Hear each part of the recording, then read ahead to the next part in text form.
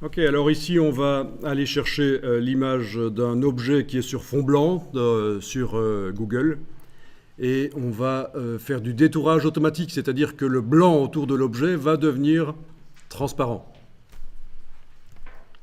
Donc vous allez sur Google.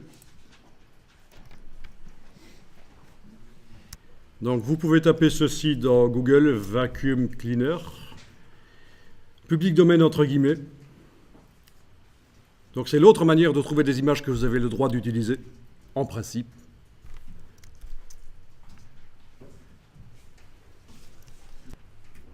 Au niveau de la qualité des images, oui, on peut demander dans les outils de recherche d'avoir une taille supérieure à, par exemple, 2 mégapixels dans ce cas-ci. Voilà. Taille supérieure à 2 mégapixels, c'est pas mal.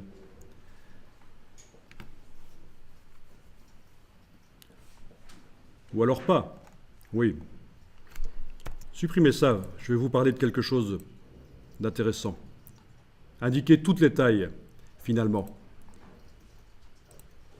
Toutes les tailles, c'est bien. Donc, je ne filtre pas les résultats par définition d'image. Et je vais m'intéresser à cette image ici, si j'arrive à la récupérer sur le web. 906 pixels sur 1280, c'est pas énorme, mais à une certaine dimension sur la mise en page, ça va passer sans problème. Il faut que je vous parle de ça. Quelle est la résolution nécessaire pour imprimer correctement les images? Donc là, j'ai une image qui a une certaine définition, mais en la mettant à une taille ou l'autre dans InDesign, elle va prendre une résolution ou l'autre, une densité de pixels, autrement dit.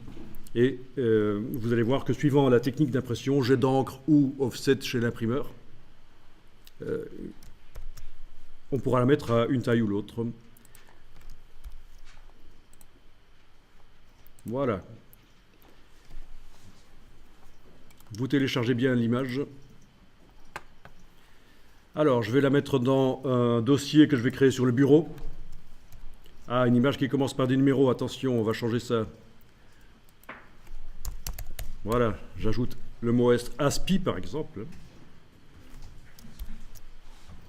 Donc, sur le bureau, je vais la mettre dans un dossier. Il faut quand même avoir de l'ordre, un minimum, dans un dossier que je vais appeler fond blanc, par exemple. Parce que c'est de ça dont je vais vous parler maintenant. Les images qui sont sur fond blanc. On va voir trois techniques, je pense, trois techniques pour supprimer le blanc des images. Une technique dans InDesign et deux dans Photoshop.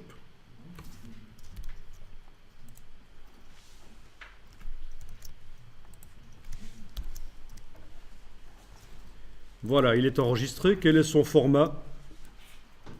Certainement du JPEG. Évidemment, il ne suffit pas, et ça je m'adresse aux débutants, il ne suffit pas de remplacer le point JPG par point PSD pour que ça marche. Ça ne marche pas comme ça.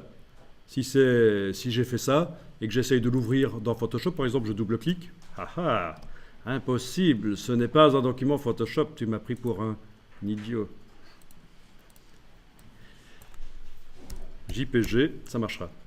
En fait, regardez, ne le faites pas, mais je vais vous mettre TXT à la place de JPG. Et là, ça va vouloir s'ouvrir parce qu'en fait, une image, c'est du texte. Ce que vous voyez là, dans le logiciel TextEdit qui s'est ouvert, c'est les pixels, le codage dans l'image JPEG. À un certain endroit, il y a les métadonnées qui indiquent qu'il s'agit de JPEG.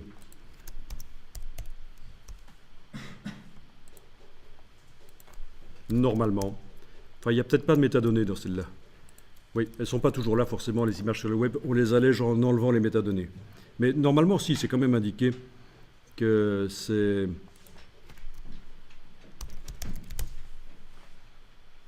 du JPEG. Bon. Ça ne marche pas ici, c'est pas grave. En tout cas, sachez que c'est quelque chose dans le fichier de l'image, là, qui indique à Photoshop de quel type de codage il s'agit, en fait, hein, le type d'image, et c'est comme ça qu'il arrive à repérer que Ça ne marche pas si j'essaye de faire simplement changer l'extension manuellement. OK. Quand on double-clique dessus, l'ordinateur est prévu pour ouvrir les images JPEG dans Aperçu. Alors je vais devoir forcer l'image à s'ouvrir dans Photoshop. Une des manières de faire, c'est de déplacer évidemment l'icône de l'image dans Photoshop. Si on déplace ça dans Photoshop, si j'arrive à trouver mon Photoshop ici, en zoom avant, il est en bas, voilà. J'ai plusieurs versions de Photoshop parce que je garde les anciennes. C'est une bonne habitude à prendre. Parce que parfois, il y a des fonctions qui deviennent payantes alors qu'elles n'étaient pas avant, ou ce genre de brol. Vous avez un message, vous devez l'avoir aussi, je pense, hein, quand vous ouvrez dans Photoshop. Vous avez eu le message? Non. Pas de message? Bon. Tiens, c'est surprenant. Vous avez pris le même aspirateur que moi? Ok. C'est peut-être que dans les réglages couleurs de Photoshop, vous n'avez pas la même chose que moi. Édition, couleur, à mon avis, vous êtes en sRGB. Photoshop est réglé pour faire des images pour le web et pas pour l'impression.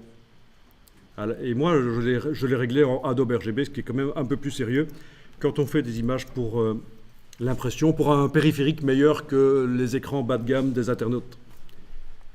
C'est pas très grave. En tout cas, voilà. Il faut savoir que quand vous ouvrez une image dans Photoshop et qu'elle vous propose quelque chose à propos des profils, la bonne solution généralement, c'est... il ne contient pas de profil en fait. La bonne solution, c'est de ne pas modifier ou... non, dans ce cas-là, s'il ne contient pas de profil, la bonne solution, c'est de lui attribuer un profil en fait. sRGB dans le cas d'images qui viennent du web. Et s'il vous indique un message sur les profils non concordants, il faudra préférer le profil incorporé. D'accord? Image qui n'a pas de profil, vous lui attribuez le profil sRGB si elle vient du web. Image qui n'a un profil non concordant, donc une discordance entre le profil de l'image et le réglage de Photoshop, on indique à ce moment-là préférer le profil incorporé. Bon, c'est pas très important quand on commence l'infographie de maîtriser ça, et en plus c'est un peu plus compliqué que ça prend plusieurs heures pour comprendre, en réalité. Quoi qu'il en soit, l'image, je vais l'enregistrer au format Photoshop. C'est toujours mieux si je dois faire des corrections avec des calques de réglage, comme on en fera. On n'a pas encore eu l'occasion d'en faire, mais on en fera. En tout cas, là, voilà, vous voyez qu'on peut manuellement, sur une image, ne pas faire jouer évidemment le processeur d'image. On peut simplement l'ouvrir dans Photoshop et l'enregistrer au format Photoshop.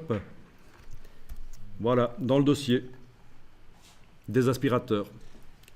Et l'image JPEG, vous pouvez la jeter. Commande suppression, elle est partie. Je vais utiliser dans InDesign la version Photoshop. Donc j'ai ouvert l'image JPEG et je l'ai enregistrée en faisant fichier enregistré sous.